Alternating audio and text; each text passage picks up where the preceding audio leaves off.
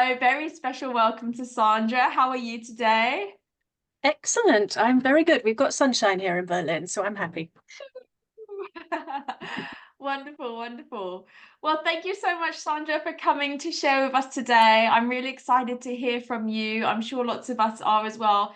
I know some of the teachers here are actually working with younger children. So, your background in being a phonics teacher and being a teacher working with children who might have, special educational needs as well. It's all going to be very relevant to a lot of the teachers here. So I'm very, very excited to have you. Thanks, All right, Sandra. then. If you're ready, I will kick off. And I just want to say Yes. thank you so much for coming to watch me talk to you about early literacy teaching, phonics teaching, dyslexia as an issue with younger learners. And I think if you have any questions, maybe Jess, you could look after the chat. Yeah. Yeah. We will stop at certain points and I'll definitely take your questions. And then at the end, I'll show you if you've got some more specific questions or you want some more detail, then you can come and get in touch with me.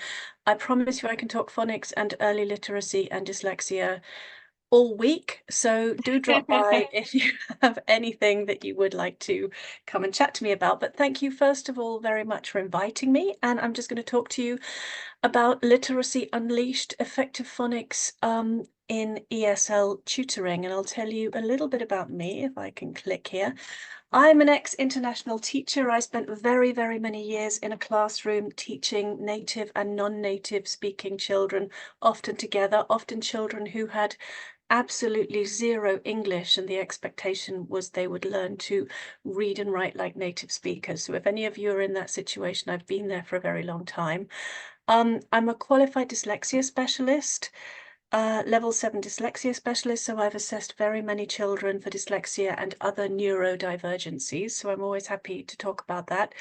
I'm a published author. I'm an official language nerd. I started off my career writing dictionaries in Oxford. So if you've never met anybody who's compiled dictionaries for a living, you have now, and it's not going to be the conversation stopper. I can promise you that. So I started off writing the Advanced Learners Dictionary for students who don't speak English as a native language. So I'm also human. I drink tea and I'm a Yes. very early riser. I don't know what this coffee thing is. I've heard about it, but I'm not convinced. I live in Germany, so hello from Berlin. And yeah, I'm a huge podcast fan and I'm a newbie gardener because I'm of an age where you start spotting birds and doing the garden. So that is a little bit about me. I have a child as well. I have three children. One of my children is dyslexic, so I know what it's like from the point of view as a parent with a dyslexic child with a class full of children to teach who don't speak English, and you need to teach them all these things. And as a dyslexia specialist assessing for dyslexia. So I've pretty much had it from all sides. And I just wanted to say, as a thank you for watching, I do have a little exclusive free gift waiting for you at the end of this session that you can go and Yay. download. And it will be actually, it's a very nice concept, and it will, I think, inspire you to create your own game in the same way as well. So I'll show you that at the end.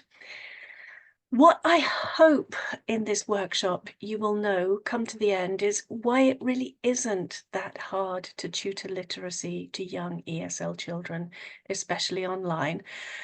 We're going to talk a bit about what dyslexia is, and I'm going to tell you why you are actually already an expert. You might not believe it quite now, but I'm going to show you how you are. And I'm going to give you a few tips for tutoring ESL effectively, including online. And I know quite a lot about that because if you see in the corner, I have a membership called Jigsaw Phonics, and the members in my membership spend all their time tutoring phonics and early literacy to young children. So we've got lots of experience about what works and what doesn't work and how to do it. When it comes to questions, we'll definitely stop at regular points for your questions. You can also just drop them in the chat. And Jess, if you just shout if Yeah, anything comes in, and we will no problem. dive into those. And like I said before, you can always come and have a chat with me at the end. If there's anything more specific you want to talk about, I'm around for you. Okay, so let's talk phonics. I don't know how much any of you know about phonics, so I'm going to give you a quick intro. And it's a way of teaching reading and writing so learners can hear and identify the smallest unit of sound called a phoneme that can be represented by a letter or group of letters called a grapheme. So they're starting at the most basic point, hearing letter sounds, linking them to the written letter, and then building them up to create words. It's a very, very basic way of doing things. So if you've got a word like cat, you've got k, a, t, you've got 3 phonemes, those are the sounds, that link to the 3 graphemes, which are the C and the A and the T, which in this case also happen to be the 3 letters. If you have a look at a word like rain, you can start to see why the grapheme and letter correspondence starts to be a little bit different, because when we teach phonics, we teach sounds, and sometimes those sounds are made up of more than one letter. And if a combination of letters, like the A in rain, still makes one sound, then it's one grapheme, even though it's 2 separate letters. So that's basically the nuts and bolts of what phonics is.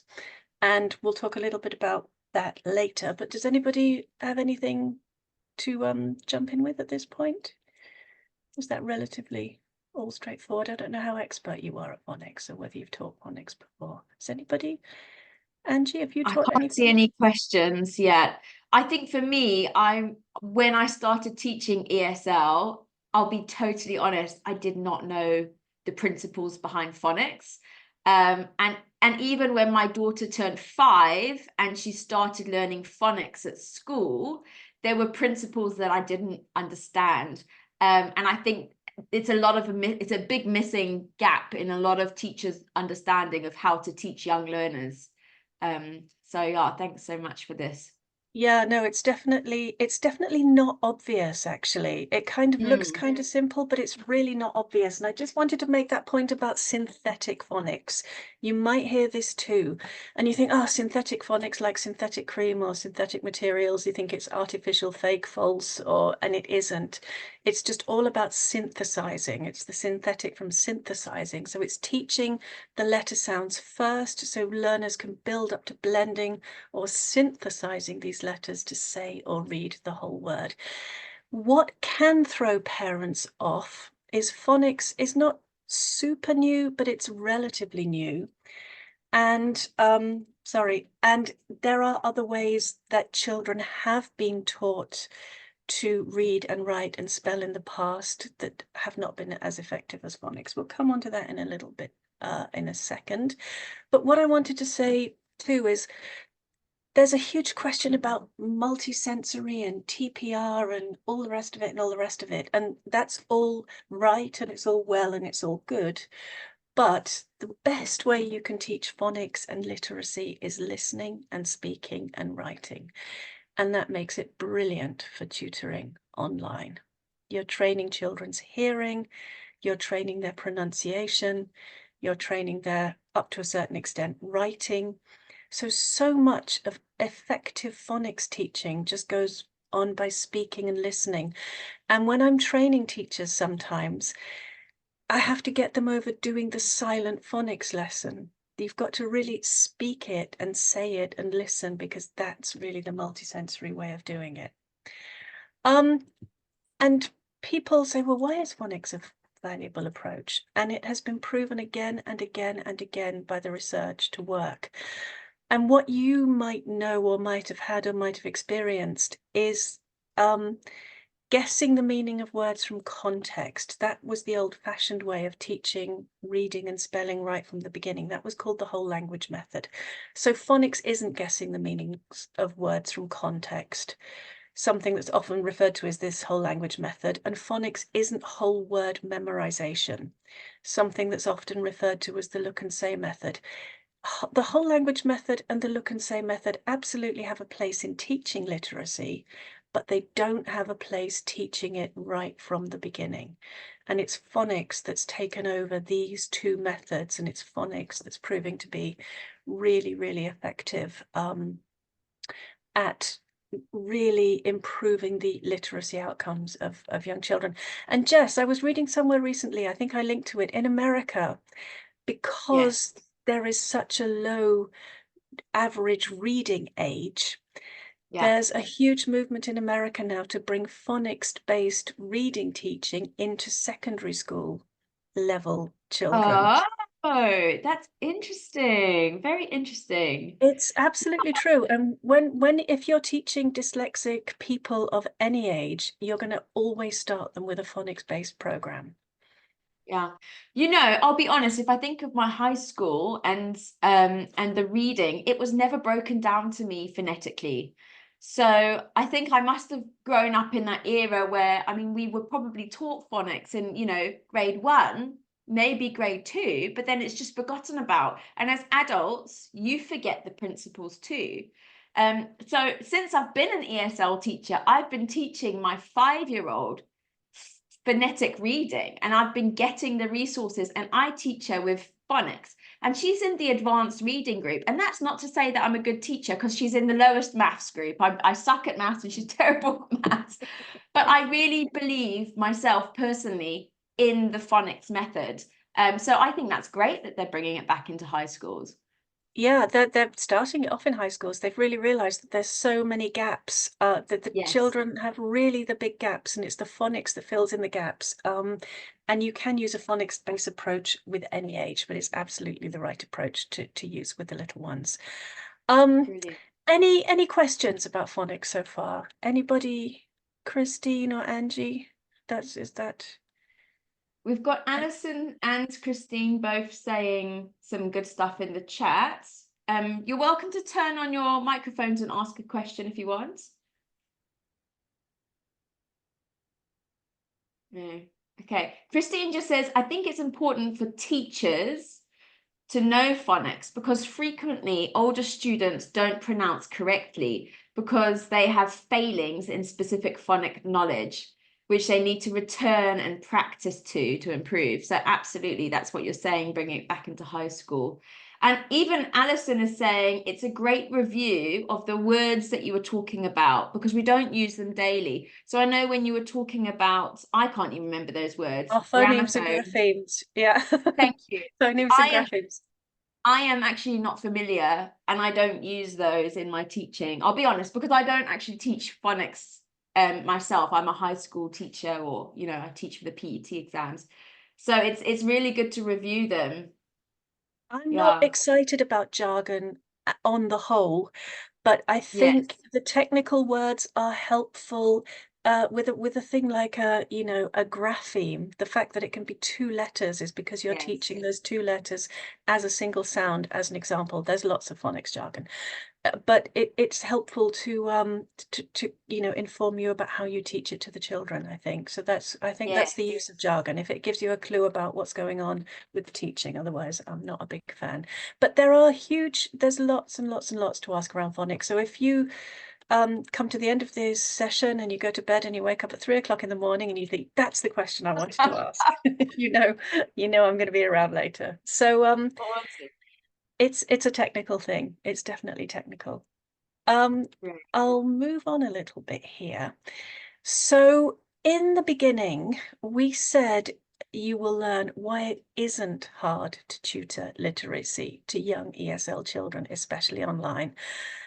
I think when you think about it, it's a tough job. You've got a child who may be 4 or 5, doesn't speak a word of English. Parents would love them to really have a high quality program where they really learn their vocabulary, their speaking, their listening skills. They learn to read and write like native English children. How do you do it? And so you already know, listening, speaking, and writing, it's the most multisensory way to teach phonics and literacy. So the thing itself, phonics itself, really works incredibly well online. And there are 2 key words that you need to know if you are going to teach phonics to very young, non-native English-speaking children. You need a program, whichever program you use. It needs to be structured and it needs to be cumulative. And this is what you need to know when you're choosing your resources. Now, inside my membership, we have all of this. But I want to let you know what you're looking for if you're looking around generally. And by structured, what I mean is the letters come in a certain order. So one of the first questions that people who are not experienced of teaching the younger children ask is, how do I start with the alphabet? And in phonics, you don't start with the alphabet. You start with this group of letters is usually the standard set of letters, because you've got letters that don't look very much like each other. So could you imagine starting teaching phonics with B, D, P, and Q?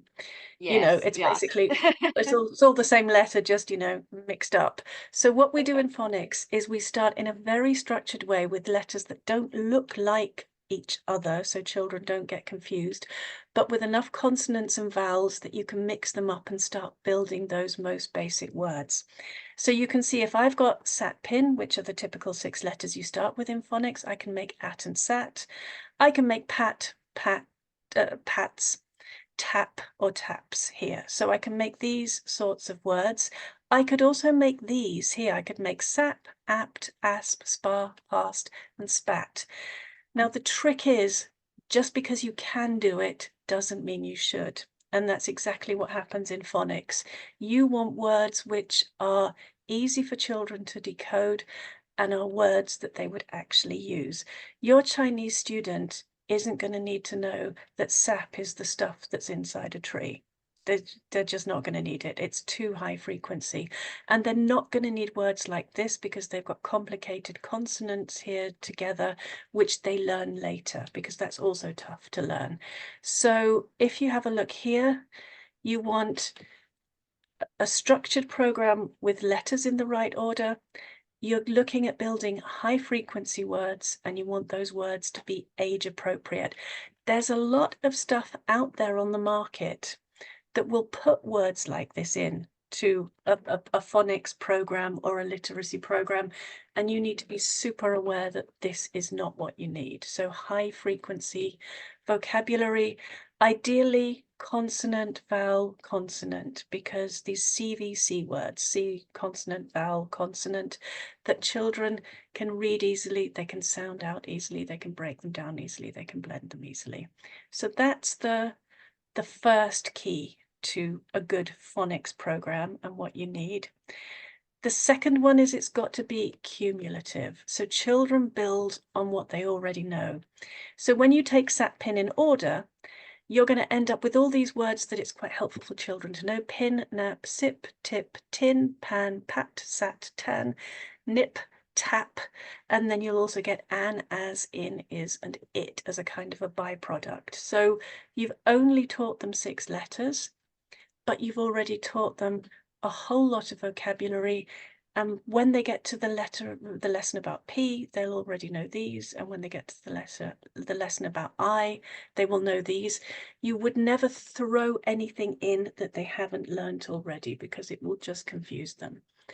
So that's the cumulative part. It's structured, the letters come in a certain order, it's cumulative, the words build up, so you're never blindsiding a child with a sound that they've never met before.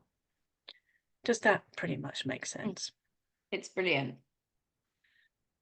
Sometimes it's so simple that when you're explaining it, of course it makes sense.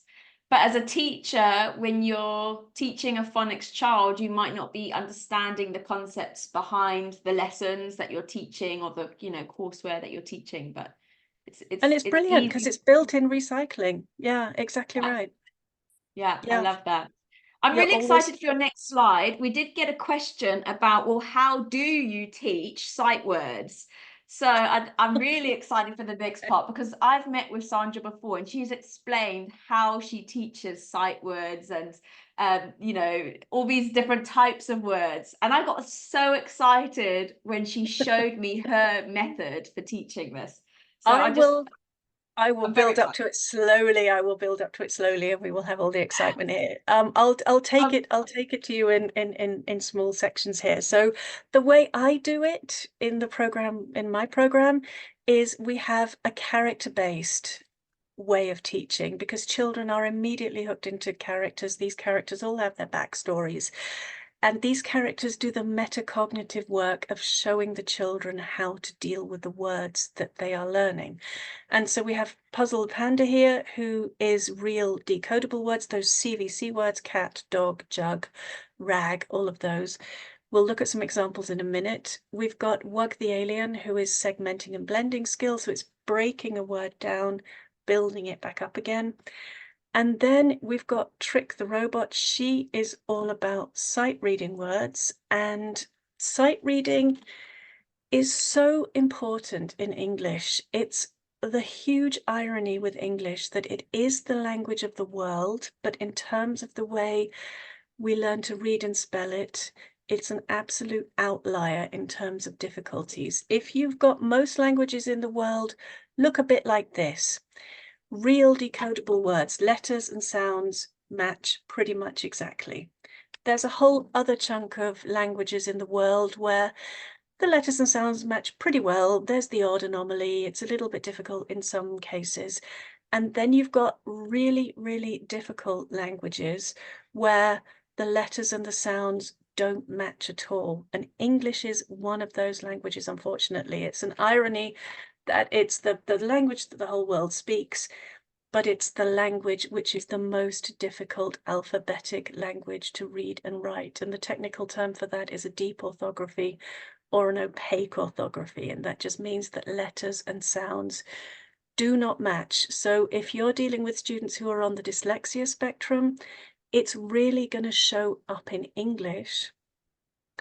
Less so in languages like Italian, because letters and sounds just match together. And this is what a lot of language teachers, the training, it misses out on that step. So if you are teaching English literacy, reading and spelling, you have absolutely got your work cut out, which is why you need the absolute best resources to do it, because, you know, the cards are stacked against you from the off.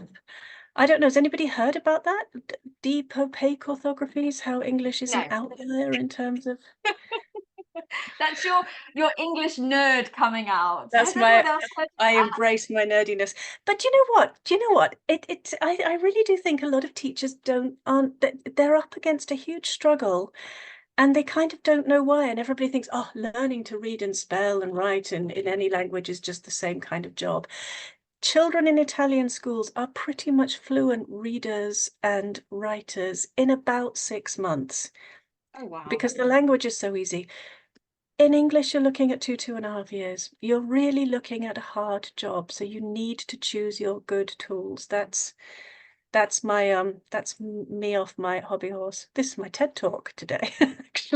I love this. I think it's brilliant. I had always heard that English is a difficult language to learn, but I had never had anyone break it down with these 3 characters to help me understand why it's such a difficult language. And now it's making sense. And I've been Yeah. teaching English for years, and there's still like that's the thing, is phonics has got this mystery to it that I think a lot of teachers don't understand. And that's why I'm really excited to have you here explaining this to us.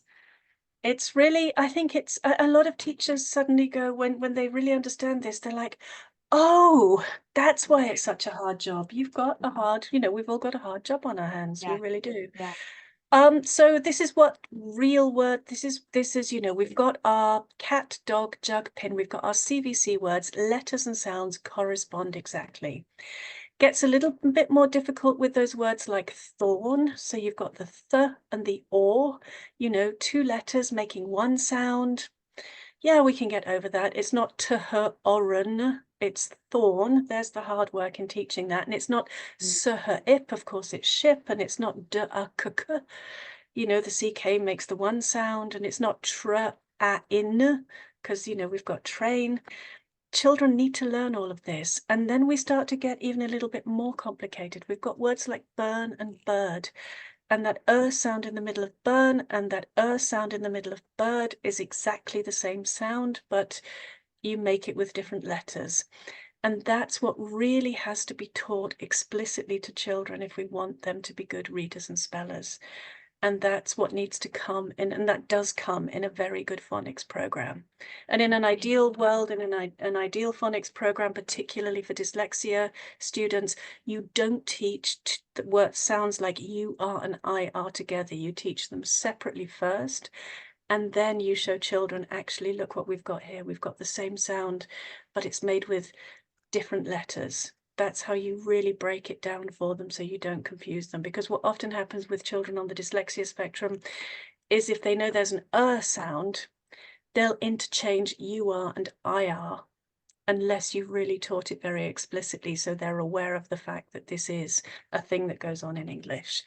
And then you've got these, then you've got the nightmare going on. You've got the ones, the twos, the people, even things like unicorn, you know, one, if you sounded that out, onne, two, to wa, you know, the, to her, and people pay your, you know, you can't even sound these words out. And then you've got crazy things going on like, why isn't it unicorn? Why is it unicorn? And all of these things that you really have to teach very explicitly to children. So by the time they've moved their way through the phonics program, you give them those sounding out skills while you take them away. And then you bring in this third character in my program where you say, well, actually, you know, this is Trick with the robot brain who can read anything and just reads it quickly and automatically like a computer. That's what you have to do with these words. So you have to give them those tricks. We've got a question. So Trick is the robot. I've been She's asked the robot. what green character called? The green character is called Wug, and Wug has a very distinguished pedigree. I'm going to embrace my nerdiness again. Back in the 1950s, when cognitive psychology started to be a new thing, there was a linguistic researcher called Jean Berko-Gleason. And she did some research with young children. She wanted to prove that the plural S was built into us. It was one of those things that just clicks into place as we learn language. So she had a little blue bird character like the old Twitter character, and she would show little children, she would say, this is a wug. Now there are two of them. What have we got? And they would say two wugs, and they would automatically put the S on the end, even though in their lives they of course never would have met this little blue character called Wug. So Wug is named in honor of these little characters that Jean Berko-Gleason created. I have to say though, using these alien words, because Wug is an alien, Wug is an alien word. Using alien words to teach phonics isn't best practice for dyslexia children because they have more difficulty recognizing real words from alien words. So Wug tends to be our EAL-ESL character. Wug comes from a planet called Planet Zigawak, and Wug is learning to speak English, and Wug only speaks Wuggish. So in the character stories, Wug needs to kind of up their game and get over their kind of wuggishness and start embracing English. So Wug for us is more of an ESL mascot. I love this. It's like a whole world that you've created in phonics that they have their own make character sense. stories. Yeah, exactly right. It's They're brilliant. introducing the lessons, the teachers, the tutors, they introduce the characters, the children hook into the characters, they understand what the characters can do, and that's the metacognition, the metacognitive learning that goes on without the children even really realizing what they're doing. They know Trick has the robot brain, and she can read everything automatically, which is what skilled reading is. They know that Wug is sounding things out, breaking them down, building them up. And they know that Puzzle the Panda is at the very beginning of the journey starting to read and is not a very good reader. So they help Puzzle to learn to read. So you've got that whole character thing going on. It's So Sandra, before I share the questions that are in the group, can you just show us your flash robots, Panda and Wug? Because when kids are reading, to help them, you will hold up the character so that they know what type of word it is. How brilliant is this? So if they get stuck, she can give that clue. Isn't that brilliant? Give them a clue. Yeah. Deserves a round of applause. I get so excited.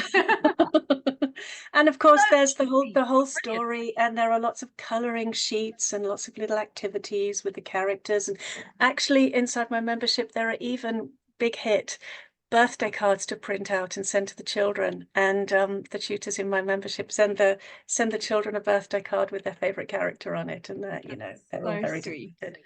It's such a cute way to do it. It's such a cute but useful way to do it. I think there are so many characters around who don't actually do much work, but these actually do the job. Yeah, Like they do people a use job. puppets, but like for what, you know? Whereas yours really give a clue and they're helpful. I love that. Alison is also saying she loves the puppets. Angie says it's so cool. I love it. Okay, we've got some quick questions. Alison Yeah. says, how long would you say it takes to cover all of the phonics tools for ESL students on average? Is it comparative to native speakers, like 2.5 years? No, actually, it can go a lot quicker because once they've got the basics, then you send them off out into the world with the right tools to do it for themselves.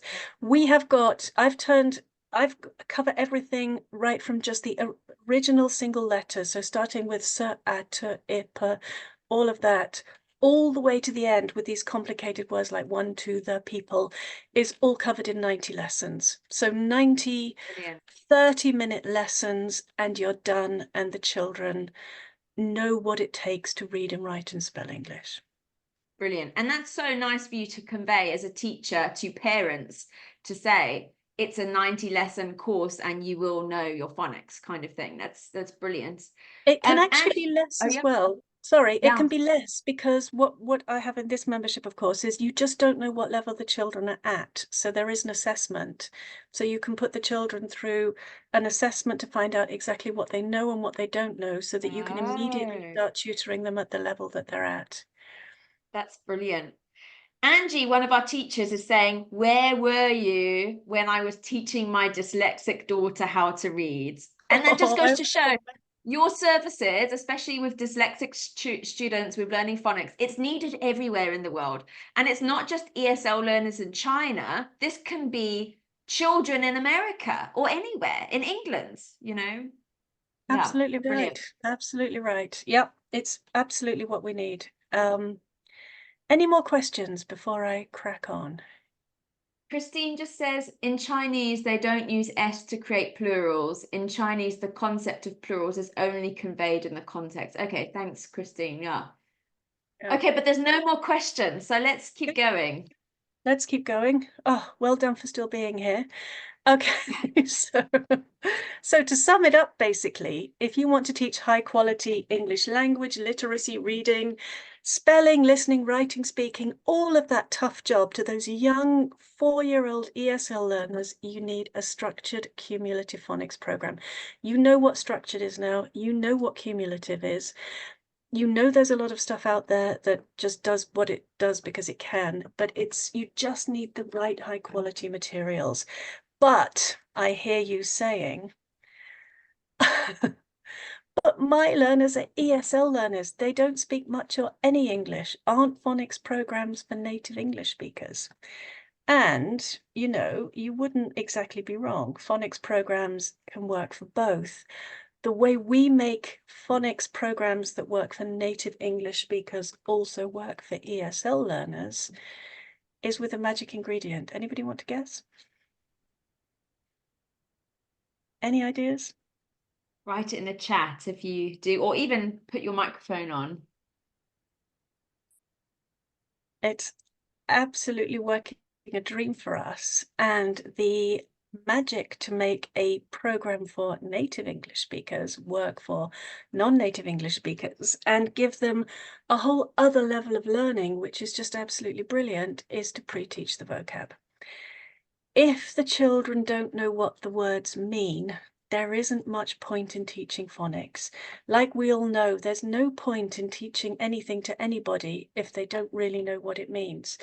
And I thought we might have a game. I thought I might show you how to pre-teach vocab to phonics students. Shall we give it a quick go? Yes, let's Are go we for ready it. to play? Let's play. Okay, so we are going to play. We are going to tell Puzzle what is missing. So I'm going to take you through some basic CVC words. So if you were tutoring these, you can elicit them from the students, you can sound them out. If I'm sounding them out in phonics, then I would be doing something on my thingy is switched. You can sound it out with your fingers, so you can say t, I, n, and you don't want to go t, I, n. You want to get rid of that long sound on the end, which is called a schwa. You just want to make it short and sharp. T, I, n, tin, and you want to run it together. And then they will keep looking at it. P, I, N, pin. And then S, I, P, sip. You can sound it out, you can elicit it, you can get them to sound it out depending on what level they're at. And then you've got N, A, P, nap. S, A, T, sat. And P, A, N, pan. Notice we've got sat and not sit at this point because it comes a little bit later. Here's a non-CVC word, but it's a nice high frequency word that the children can learn. And then you would go through the vocabulary again. You would elicit it. You would get them to repeat the words, whatever your group needs. And then here comes the fun bit. You have to tell Puzzle what's missing. This is a game that is deliberately designed to break working memory. It's not a test of memory, and it shouldn't be a test of memory either. So they look at everything that is not there, or everything that is there, and then they have to tell you what's not there. Now, the point about it is has anybody spotted it? The tin. Good, good, good. So what you can do is you can start sounding it out to them. So you segment the word, you break it down, they blend it, they can put the sounds together, and then they go, aha, and there it is. And they're revising the vocabulary, they're looking at the written form. You could also get them to write it down if you wanted to. You could get them to write the letters in the air. You could do all of that kind of thing. So plenty of vocabulary, plenty of phonics. Which one is not there? Okay, someone write it in the chat. Gold star for the first person. You've all got the idea. I will actually zip through this, otherwise it's going to get a bit painful. But you can see that it's not there. Yeah, exactly. So you've sounded it out, you can describe it, you can talk about what you use it for, you can act it out, whatever you need to do. And then of course the next lot come along, and of course sip is missing. And you can act it out as well. You can make a big slurping noise when you sip. You've got this one, and of course nap.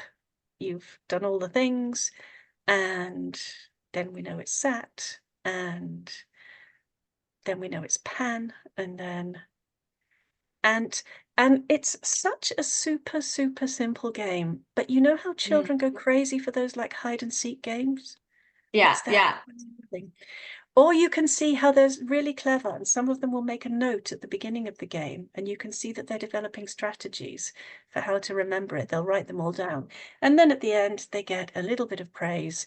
And then you have done that with them, and then you follow on with a phonics lesson. Now, I'm not going to talk you through a whole phonics lesson because this is just too much, but you will get a little bit more at the end. So that's the basics of making a phonics program for native English speaking children.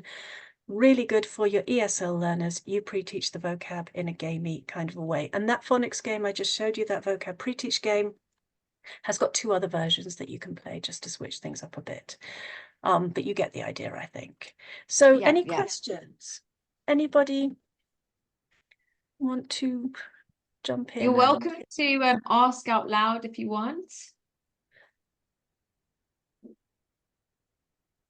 And it's, I think, super simple. I'm a bit of a fan of low tech.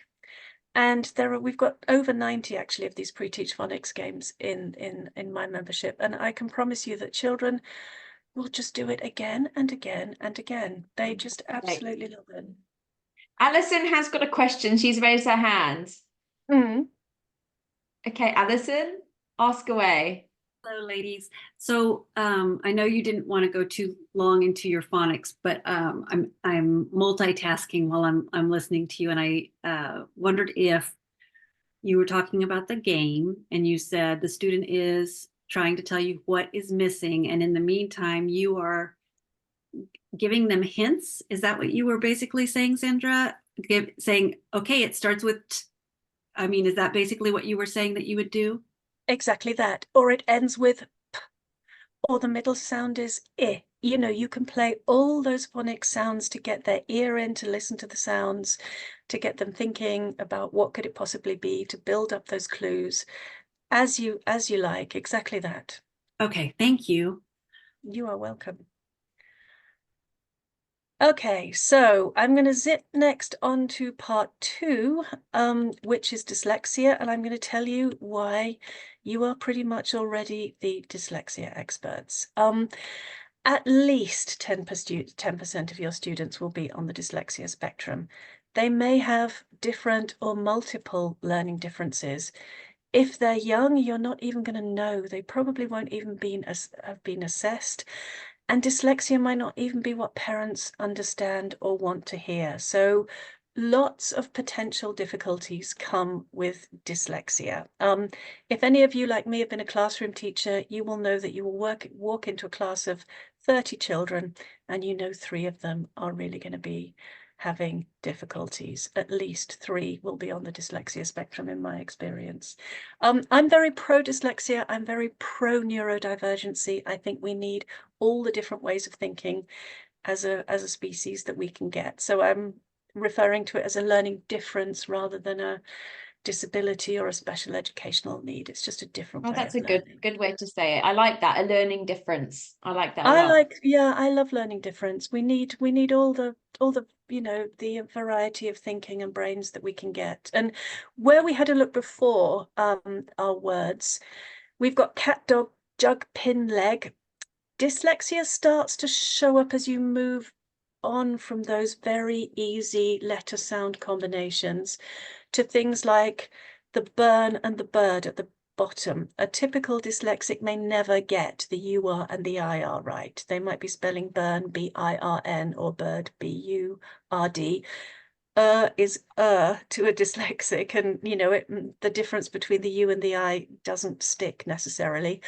And it's going to show up very, very clearly when you start to get to those words that you just cannot sound out and you have to read them automatically as sight words. In theory, skilled readers read all words automatically as sight words. There does come a point where nobody sounds out cat or dog or jug anymore. That's the beginning phase. But what happens with very dyslexic students is they'll come to a word like to and they'll try and sound it out, and it's just not going to work. It's what I talked to you about before. English is that opaque, you know, deep orthography that just doesn't have very good letter sound correspondences. So it shows up really, really clearly for dyslexic children when they're learning English. So Quick question before we move on, if that's okay. Emma's asked, she's dyspraxic and she was diagnosed when she was younger. How would you support young learners who are with dyspraxia?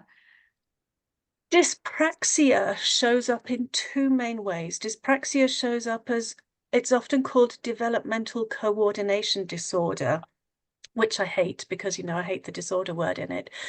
It's a difficulty with fine and gross motor skills. So what you'll find with students with dyspraxia is they may have difficulties with letter and handwriting formation. So one of the best things that you can do for students with dyspraxia is, if they're having trouble holding the pen, is to give them a pen grip and see if that helps and works.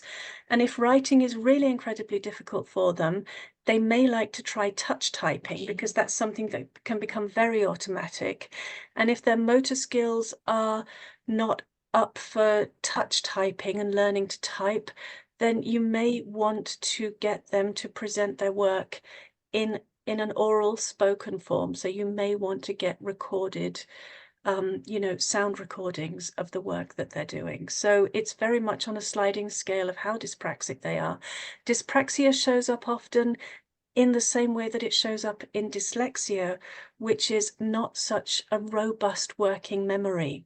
So what you would want to do with dyspraxic students is you would want to scaffold their learning. You would want to rinse and repeat everything that you're doing, do the whole overlearning, break it down into small chunks, work in small chunks, keep revising what you've done, keep going back to it, keep recycling it, which is exactly what you do in a phonics program, so that their working memory isn't overloaded. So small chunks, repeated often. Does that help?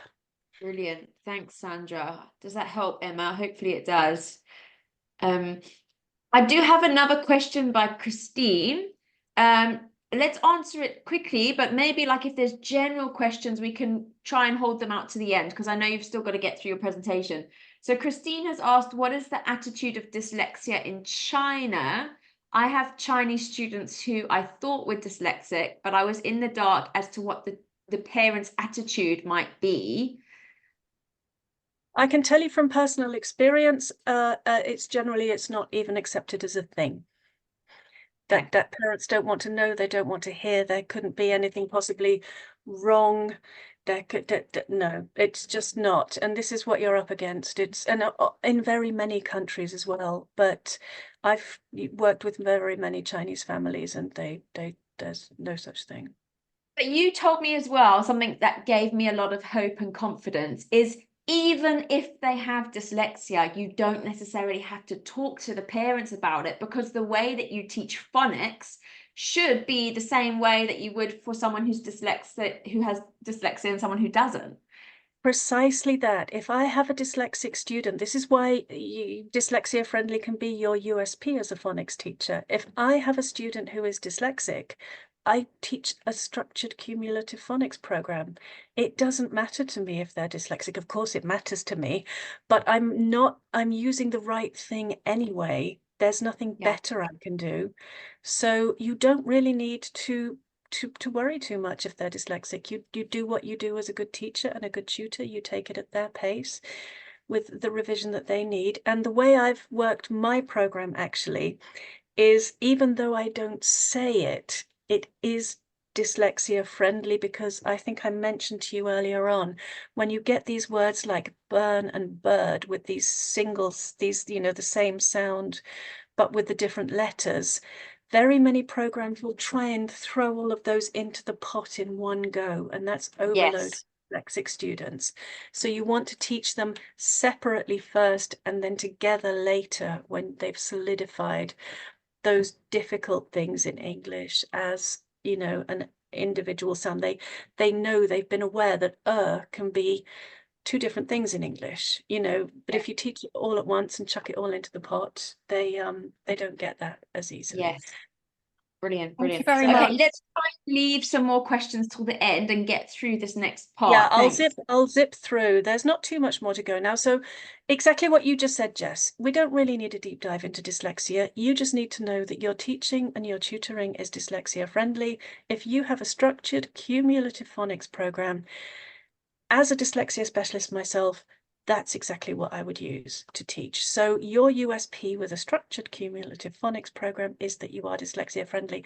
As I said, though, you probably don't want to shout about that. We always kind of keep it a bit quiet because parents are not always particularly keen on that. So one of the things I promised you at the beginning, at the end of this workshop, you'll know what dyslexia is. It's a difficulty learning to read and spell. Why you're already an expert, you need a structured cumulative phonics program. You have the solution to the problem. That makes you the expert. That's it, really. It's not any more complicated than that. And I was just chatting to somebody in my membership earlier on this week. Well, she was chatting to me on WhatsApp. And that's Cara. And she said to me, I thought you'd love to hear this mini breakthrough with my highly dyslexic and EAL student. Today, his mom shared that his teacher is noticing his progress with phonics. He's trying his best to spell words phonetically. We read a book today that 4 months ago would have been impossible. We're halfway through WUG. This is the second set of 30 lessons. We've done all 30 puzzle lessons from the start. Amazing. I will be making a video. Cara was very enthusiastic there. So, and this student, we tend to think of phonics there for the little ones. I think this student is 9 or 10. And this is what we were saying back at the beginning. This is sometimes with the older children, especially the EAL children, you need this kind of approach, and it really, really does work. So I'm going to dive into the final part. This is a quick one, so we've got plenty of time for questions at the end. So the best tips, not even tips, the best strategy for tutoring phonics effectively, including online. And I just wanted to share with you what is working with us. You want your lessons to be online friendly, so you've seen the vocab pre-teach game. It's a black and white PDF that you can, it's that simple, and it just really, really works.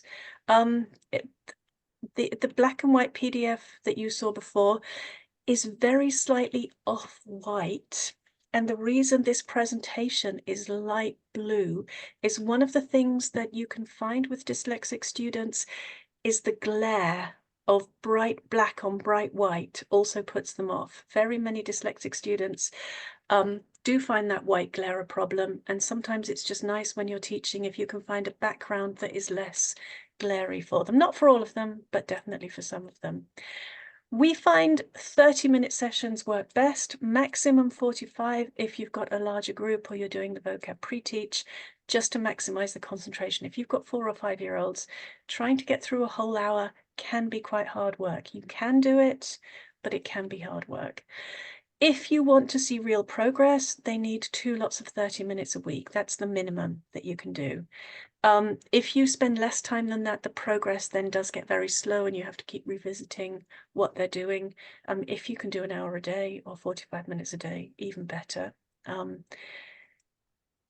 We tend to find for the very youngest ones, 6 is a good maximum group size because of the time and attention, but you could get more in. I mean, there's no reason why not, but we're finding the kind of in half an hour, it's maxing out at about 6.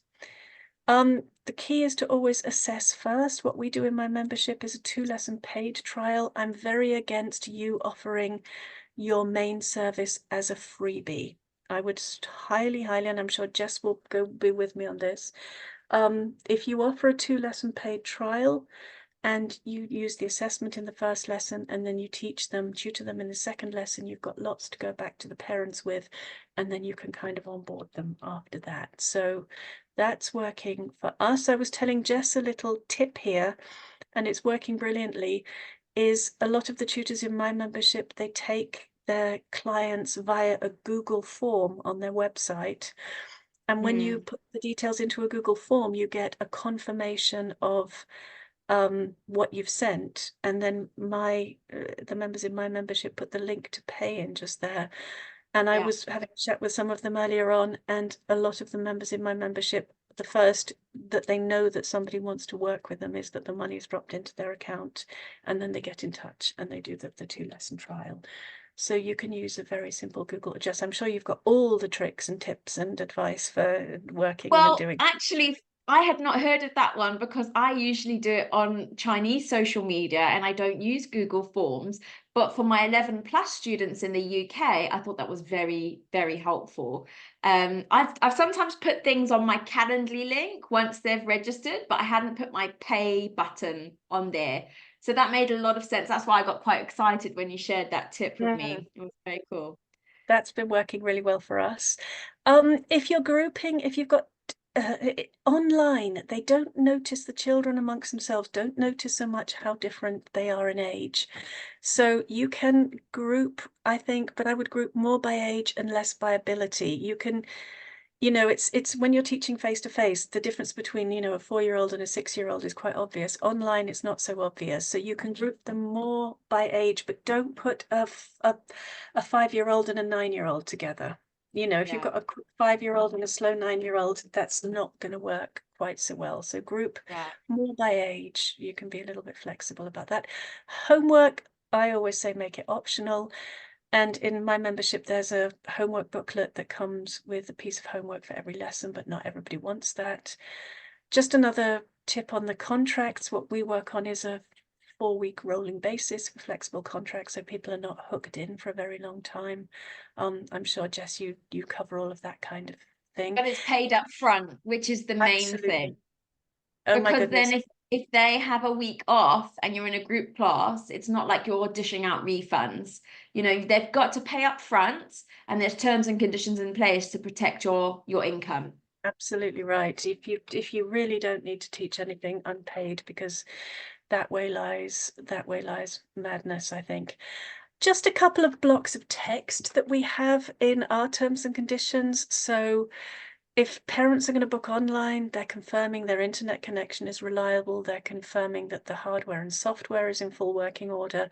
It's up to date, it's installed, it's working, and that their child has the basic computer skills necessary to take part in tuition sessions. Now, your T's and C's are always there, of course. so they've got your back, and you don't want a parent coming along asking for a refund because the internet went down or something like this. And this is the other thing. Any internet power, hardware or software failures outside of anyone's control, yours or the family's, including at any point while the lesson is taking place, cannot be accepted as reasons to give credits or refunds for tuition. In addition to, there's a longer policy below. But I think if you're tutoring online, you really need to protect yourself. You know, if the internet goes down and you're in the middle of a lesson, that's just life. You shouldn't need to refund the money just because there was a tech failure. So Jess, I'm sure you've got lots of tips on T's and C's. Yeah, with me, I'll be honest, I have 10 minutes of wait time between my 50-minute lessons. So if my internet goes down, or if it's a problem with my side of things, I'll say to them, I'll extend the lesson either that week or the following week, but I don't give refunds. No, I think no, don't give refunds. And I think too, just because your T's and C's say this is what you'll do, it doesn't mean you have to do it. You can be as flexible as you want, but you want Rottweiler T and C's behind you so that, you know, if push does come to shove, you are absolutely protected. Yeah.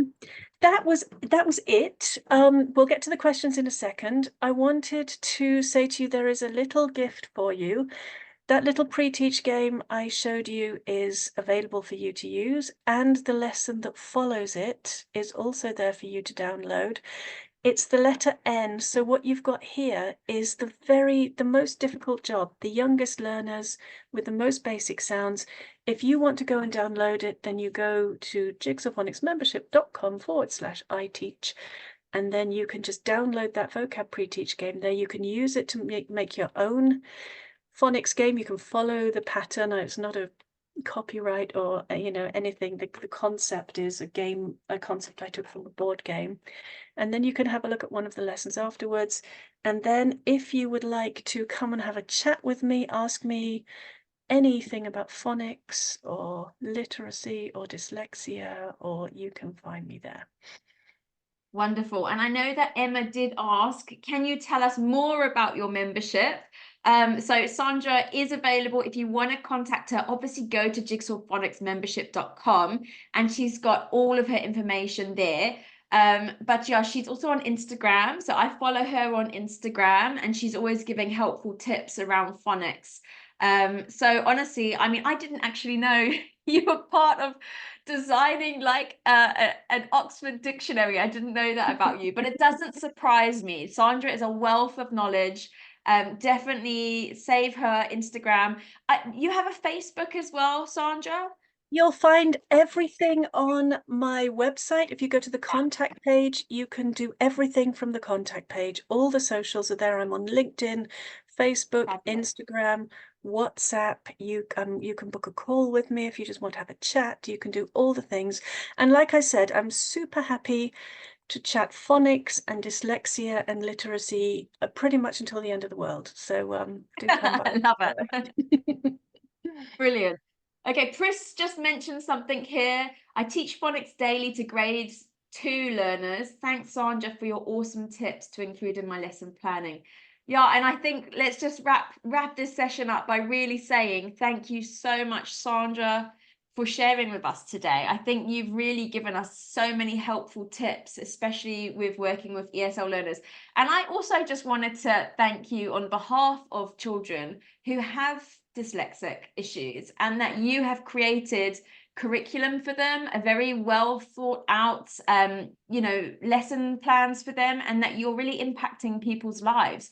I mean, we've even seen here, where were you for my child who had dyslexic issues, and you're there for those students. So thank you so much for being an inspiration to helping. Thank you for those lovely words. Thank you for those lovely words. Our motto is helping children to read. You know, good resources in the hands of brilliant tutors gets the job done. I mean, and it's a lot to do with the tutors who do a great job as well. Yeah. And we can see in the chat, Alison, Angie, Christine, Emma, they're all saying thank you so much. So thank you. You're more than welcome. You're more than welcome. My dream come true. Talk about phonics for an hour. I love it. Okay, wonderful. Well, thanks so much, Sandra, for your time today. It's been wonderful seeing you. I will be adding the recording into the course later. So if anyone here wants to rewatch this, they can. And I'm also going to grab all of those details and I'll upload it so that they can reach out on your Instagram, your websites, your Facebook, everywhere like that too. Perfect. Thank you so much to everybody who's watching, who is going to watch on the catch up, and you know where I am if you need me. Thank you so much for watching. Okay, wonderful. Thanks so much, Bye. Sandra. Bye. Bye bye. Cheers, everyone. Cheers, cheers. Bye, bye, bye, bye.